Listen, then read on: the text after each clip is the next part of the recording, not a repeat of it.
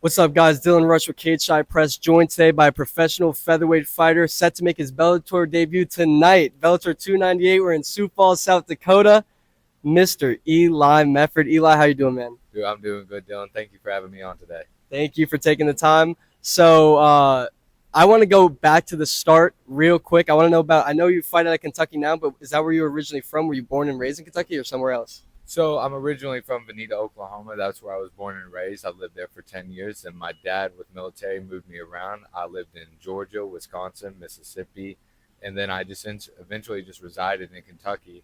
My dad was stationed in Fort Knox, and I graduated high school from Meade County in 2016. And then I went to school I went to EKU, started doing some psychology, and I just realized school just wasn't for me. And then I started my transition to mixed martial arts. I started training at Four Seasons Mixed Martial Arts in Lexington, Kentucky, and then I just never looked back. That's where I've been since. What made you start training? What was it? You said after college. What made you start training? What made you get into MMA? So I only went to school for a semester, but I wrestled my whole life since I was a young kid. I started in Oklahoma. What's crazy is in Mississippi they don't have any wrestling, so I had a little break from wrestling for 3 years. But then once I got back to Kentucky, I started wrestling again. I made the varsity 145 as a freshman, as a, not a freshman, a sophomore in high school. But then, unfortunately, I tore my labrum my junior year, which took me out of sports my junior year. But my senior year, I had to make a choice between baseball and wrestling, and I just thought I was going to be a better baseball player than a wrestler. So I went the baseball route, but after What position? What position? I'm a utility player. You can Oh, put me yeah. anywhere, and I'm gonna shine, baby. Oh, That's yeah. it. That's what I was. I was actually a DH because where my labrum was torn, they wanted to chance it. So I was one of the best. I was the second batter. I would always move the runner over, but I could put a bunt down anywhere, or I could hit it, or I could move the runner over. It didn't matter where, when, and where. I always shine. You're like Josh Harrison. I don't know if you know Josh Harrison. He's played at every single position in baseball and MLB. He's not a well-known guy, but he's just like the definition of a utility player. Uh, I gotta ask you, man. So you're now 0-4 as a professional fighter. Has there been any moment? Was there any time in the past? You haven't fought in a year now, right? So has there been any time where you thought about maybe giving up or going in another direction? So, well, with my career, I just didn't have any guidance when I started going professional. It was a premature thing that I did. I just took it upon myself to make my own choices as a fighter, and as I've developed through the years, I see now why you have to have a manager, you have to have a coach, you have to have a marketer, you have to have all these people because it is a business. At the end of the day, you are a business of yourself, and you're trying to amplify, and you have to have these key role players in your life to make sure that they can amplify you to the highest level. And for myself, I try to do all those things, but I would always bog myself down and have to think too much, and that's one thing that I shouldn't be doing. I should be fighting, and I'm a fighter. That's Focus my on job. training and that. Yeah, so it's crazy. I for the year that I spent out, I kind of just like I focused on myself getting back into a job because before that, I was just kind of uh, more of it. The best way to put it, and the best way I saw it for myself, was I was a degenerate at the time that was just running his own path and trying to be his own person, doing everything wrong and not listening to anybody. But then over the time, I said, this isn't the way to live. I want to see myself in a life that is worth living.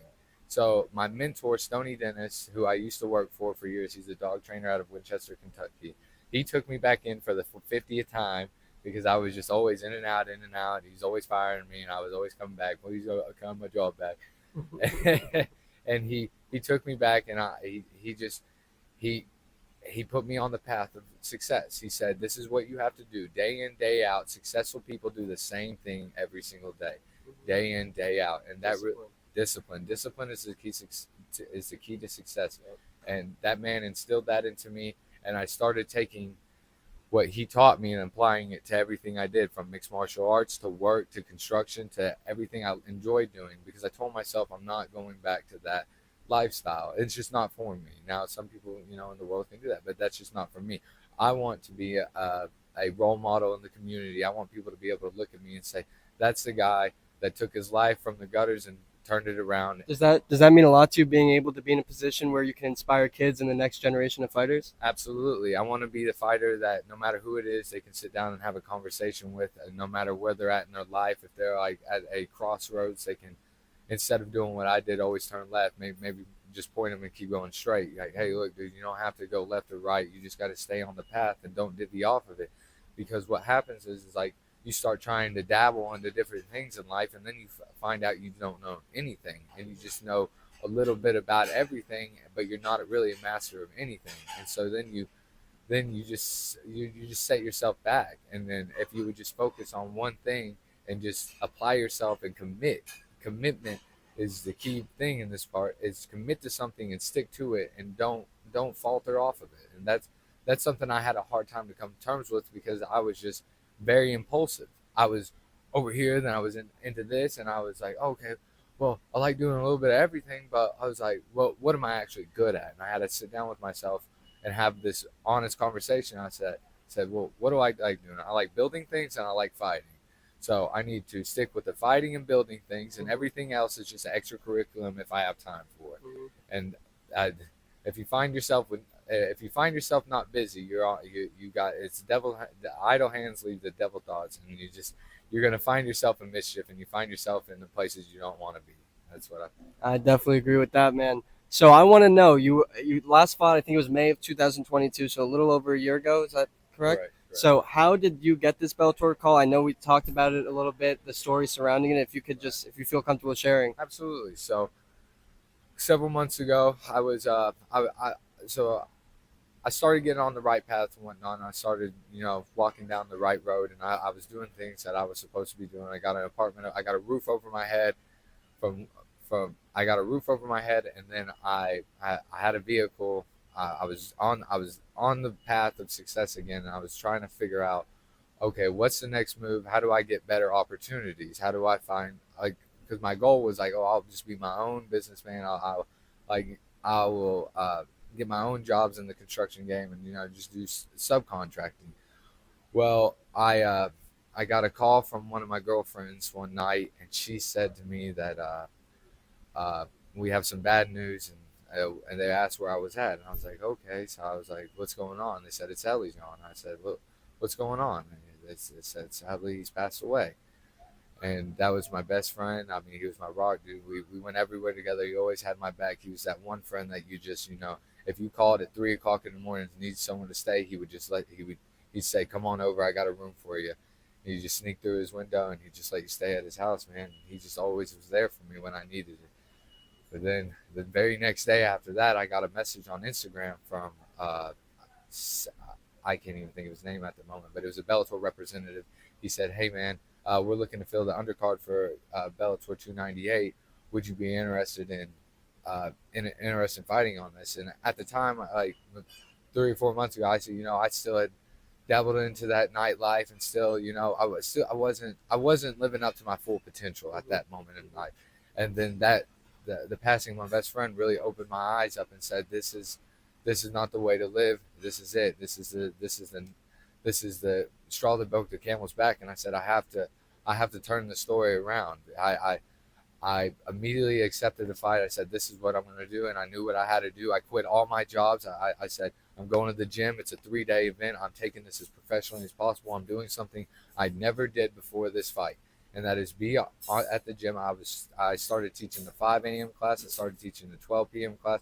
I started showing up at the gym at 5 p.m., not teaching, doing the sign-ups, working the front, signing people in, making sure everything was running, making sure coaches were on time, on schedule. And I just started taking my life more serious, and I started seeing more serious opportunities open up. I was sitting there. I was like, man, I got to fight a wrestler, dude. I need some wrestlers. And then luckily, Midway Wrestling is right down the road from Lexington. And Isaiah comes in one day, and he looks at me. He's like, hey, man, I'm looking to train and whatnot. And previously, I had Midway wrestlers in before, and I didn't really have a good experience with them because it was just more me not showing up. It wasn't them. It was me. I was in and out. I'd say, hey, we're training this time and not. But this was my second chance. This was my second chance to be the leader that I was supposed to be. And then Isaiah really inspired me because of his demeanor and how how he held himself. He was very professional. He wanted to be there. And then he brought guys in that wanted to be there every day in, day out. They would even hit me up when I left for a week. Hey, can we still show up to the gym? And I was like, that's the work ethic. And that's what I love about wrestlers is the work ethic. And I knew fighting a wrestler, I was gonna have to test myself and be on point, be there every single day. There's no excuses to be made because I know that work. I wrestle too. Like it's nothing to me to wrestle and get down with wrestlers. So this whole fight camp really was leading up to just showing that I had the work ethic to back myself and I had the discipline to be there at the gym every single day. And then I was going to make something for myself and I was going to level up and I was going to be exactly who I'm supposed to be and live up to my full potential. And that's what motivated me to this fight camp was to live up to my full potential. That's amazing, bro. And I'm sorry for your loss, man.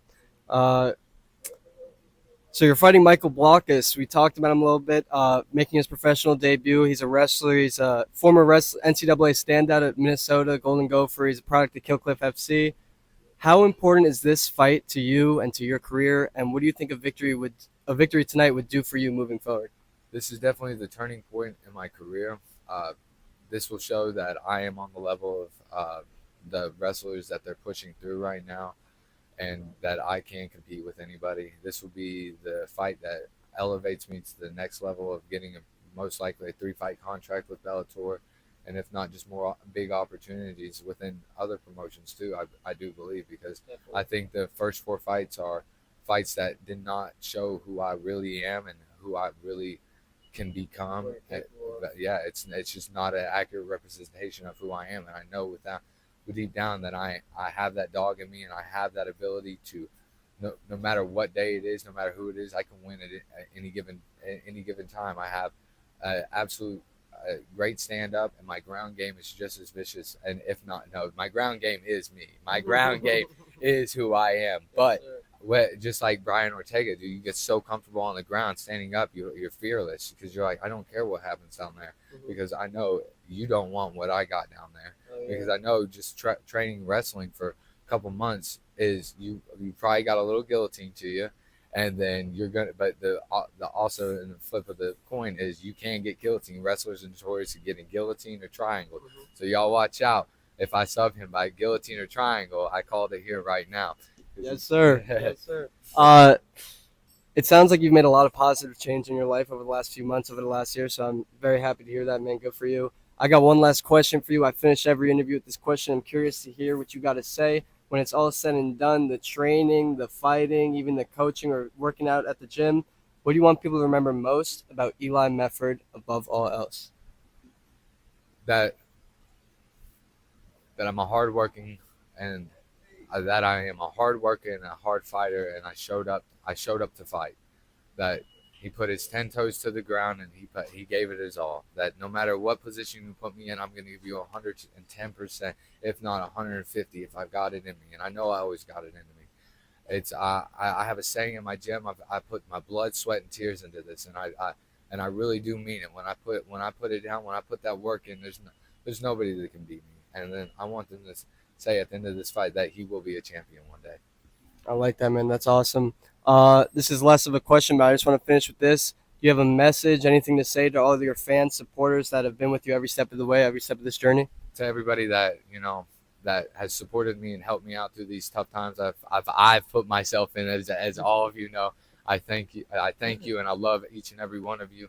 I appreciate every one of you that have been there for me and kept me on the straight and narrow and kept me pushing to keep on that path. Thank you, guys. Yeah. Are you kicking off the card tonight? I am not actually. I will be fighting either at around 7:30 or after the main event because they have to have they have the post fights and whatnot, and they have to have the main event start at 8 p.m. Well, I'll be there no matter what. I honestly hope it does go late so we get to have a little bit more focus on you.